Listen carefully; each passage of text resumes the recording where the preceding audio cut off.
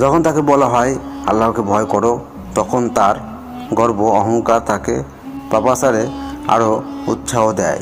কাজেই দোজখই তার জন্য যথেষ্ট, যা কতই না নিকৃষ্ট জায়গা। সূরা বাকারা 206। মুনাফিক নারী পুরুষ ও কাফেরদের জন্য রয়েছে দোজখের আগুন এবং সেখানে তারা চিরকাল থাকবে, আর সেটাই তাদের জন্য যথেষ্ট। আল্লাহ তাদের লানত করেছেন এবং তাদের জন্য অনন্তকাল আযাবের ব্যবস্থা রয়েছে। সূরা তাওবা 68। নিশ্চয় যারা আমার আয়াতসমূহকে অবিশ্বাস করে, আমি তাদেরকে আগুন নিক্ষেপ করব। যতবারই তাদের চামড়া পুড়ে যাবে, তাদের পরিবর্তে অন্য চামড়া দিয়ে দেব, যাতে তারা শাস্তির স্বাদ গ্রহণ করতে পারে।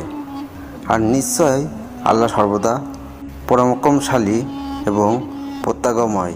সূরা নিসা 56।